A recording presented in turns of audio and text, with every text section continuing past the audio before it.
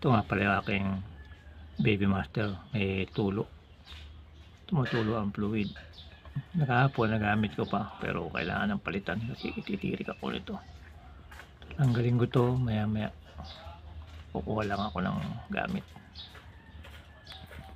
Ito nga pala yung nabili ko na Baby Master, kakabit ko to. Mas mainam tong palit na lang ng palit, maabot ito ng 1 taon kalahati. Pagkaraan ito kailangan mo na magpalit kasi pag hindi nagkakabulutong. Yung papalitan ko bago din nung kinabit ko, kaya lang 1 taon kalahati. Nakapagpalit na ako ng goma tapos repair kit. Ngayon 1 month lang may katas na, kaya kailangan palitan na ulit ng bago. Panoorin nyo ito mamaya. Ito yung itsura ng binili ko na Baby Master. Replacement lang. Tanggalin ko na ang Baby Master. Pag mag DIY kayo, kailangan meron kayong vice grip tsaka basahan panapin. Kailangan lagyan natin ng vice grip itong brake hose para hindi ka lang maubos ang fluid. Para konti lang gagawin nating blade mamaya. Tapos luluwagan na natin itong brake hose. Ayan, luwagan na konti. Susunod natin ang bolt. Mayroon itong 2 bolt. Luluwagan.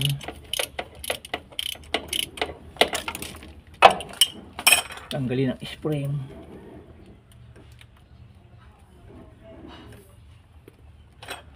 Tanggalin ang bolt. Matigas.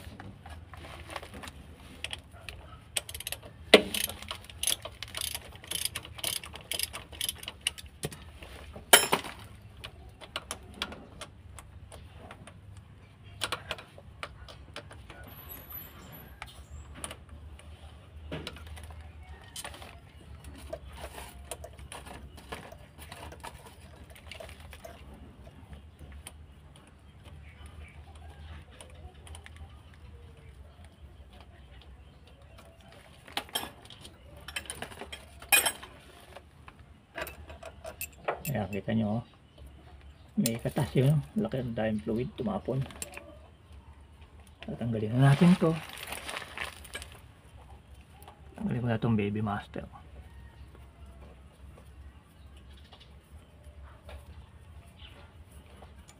Ito, tatanggal na siya. Makinis pa naman, kaya lang may konting dahil na, kaya kailangan palitan na.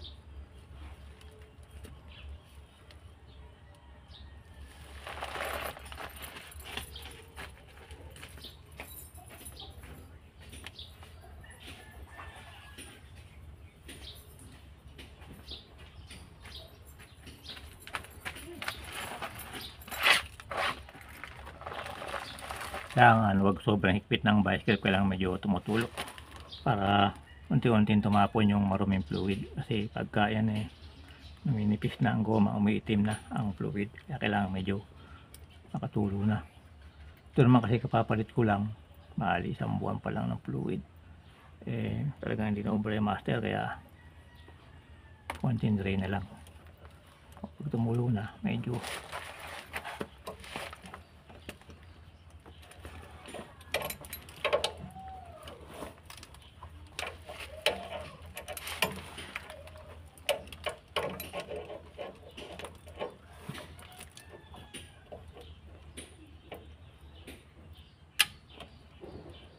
yan, yan ang tulo. Tapos lalagyan ko ng fluid sa itaas. Ito yung lalagyan ng fluid, kailangan huwag maubos yan. Lalagyan ko yan ng fluid, bubuksan ko lang yung brake fluid. Dali lang. Ito na. Yan. Kailangan punuin nyo lang para yung tatapon parang change oil na lang, change fluid. Tapos takpan na natin para hindi ganong tumulo. Tapos ito yung ating pyesa, ikakabit ko na kasama pati push rod.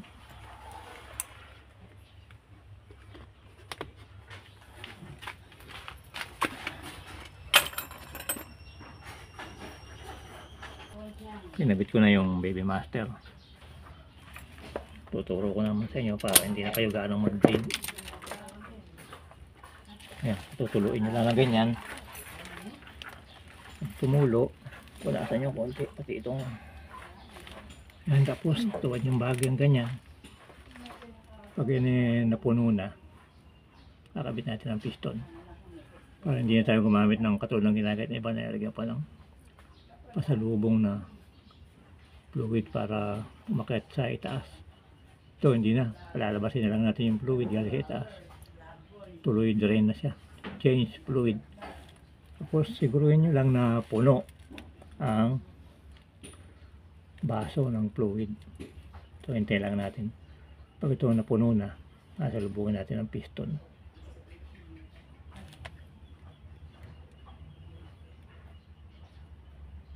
Yan na, lapit na siyang mapuno. Hintayin lang natin siyang umapaw. Kung umapaw to, kakabit ko ang piston. Hindi na tayo magbe-blade.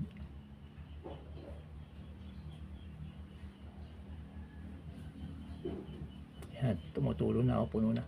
Papasok nyo yung piston. Siguruhin nyo lang na lapat ang goma. Kasi pagka tagalid ang goma, magkakatulo agad yan. Kailangan lapat.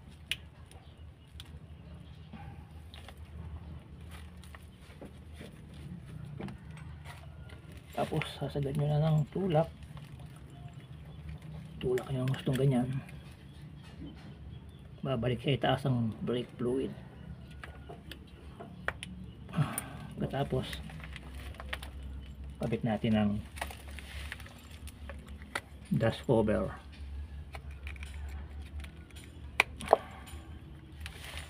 Kabit po natin yan dyan para hindi dumumi. Kasi pag hindi ito kinabit, sandali lang dudumi, magkakaalikabok. Ayan. I-adjust natin ng konti itong adjustment nya. Ito po ay meron ding lock. Ayan, i-lock.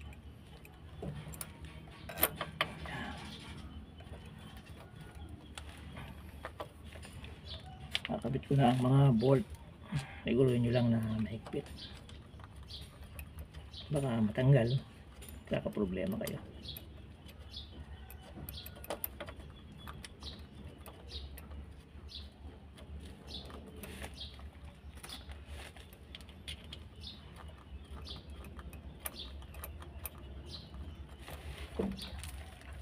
Hihigpitan na natin.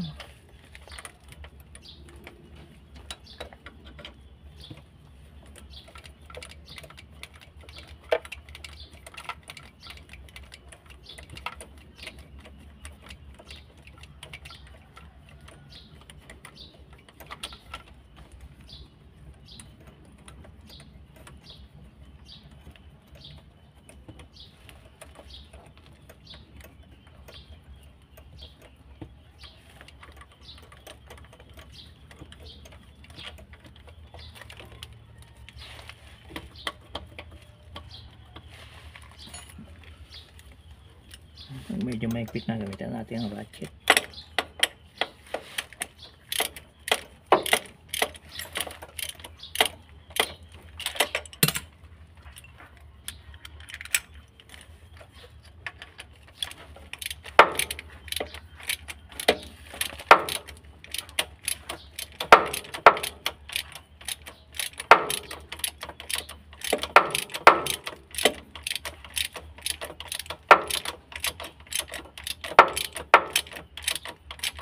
Hintayin nyo lang, baba ita lalim ang higpit para lumapat. Minsan kasi hindi lumalapat sa gilid, pero pag marunong naman kayo, madali lang. Kailangan turo ko lang sa inyo na pwede nang mag-isa lang ang gagawa, hindi na kailangan i-bleed.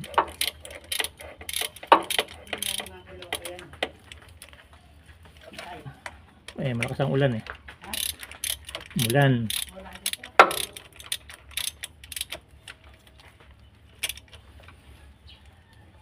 Ayan, naikit na. I-adjust natin po ito ng konti para kailangan ito may clearance.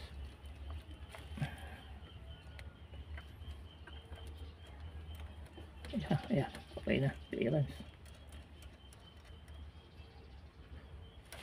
Tapos kakabit natin ang spring. Yung kakalimutan ng spring. At saka higpitan nyo yung brake hose. Ihigpit lang natin ng maayos.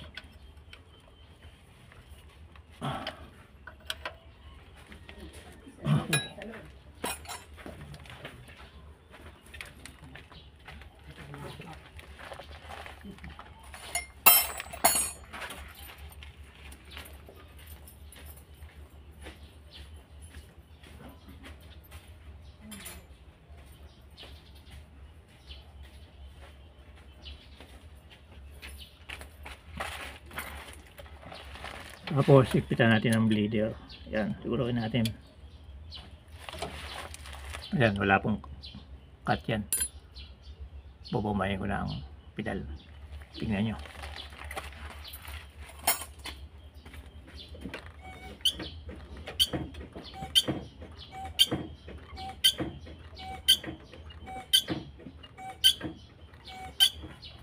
Yan, nakita nyo, gumagana ang Baby Master. Tumutulak na ang pusan.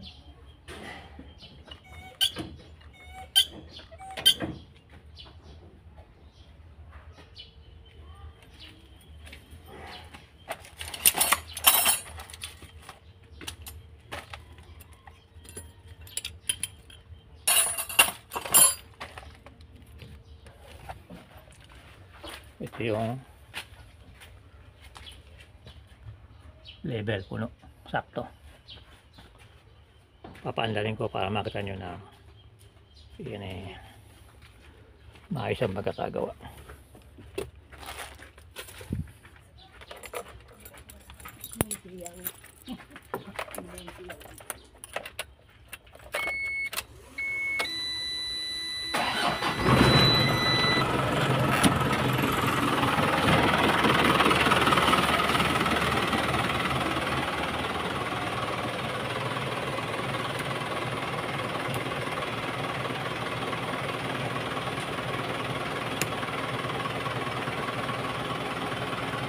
I-under ko na ang makina.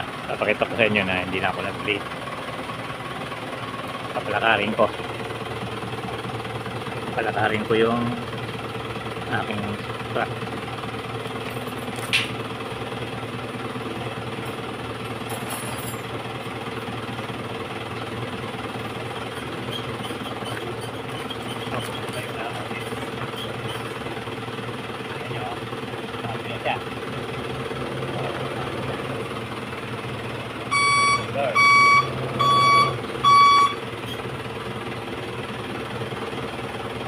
Tapos, pagtapang. Lalat. Okay na. Tignan nyo, wala na ito. Pumasok na ito. Activate para magawa. Lahat. Lahat.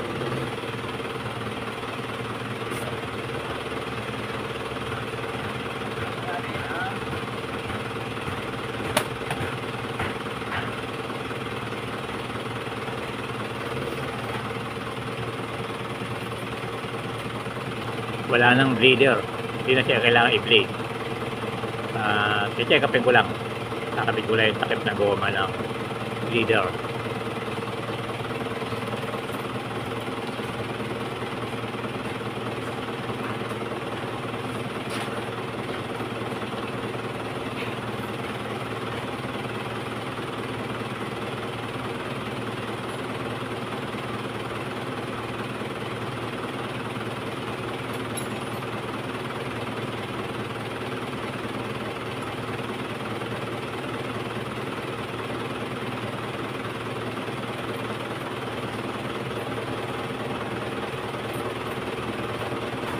Kala ko lang ang ulan.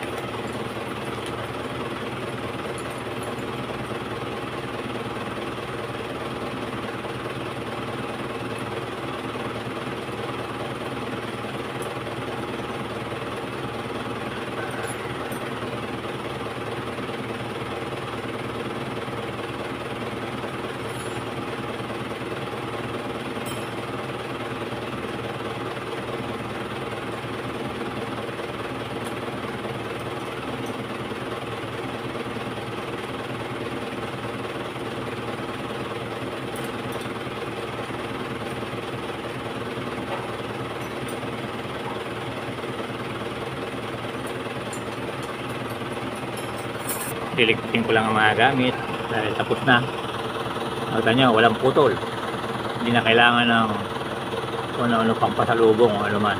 At ang nagamit yung fluid, hindi pa naubos ang isang maliit. Yan yung bote na yan, hindi pa naubos yan. Nakapag-drain pa tayo. Na-drain ko pa yung maruming fluid. Kaya matutuwa nyo. Mabuti para magawa sa inyo. Salamat nga pala sa mga nanood. Sana may matutunan kayo.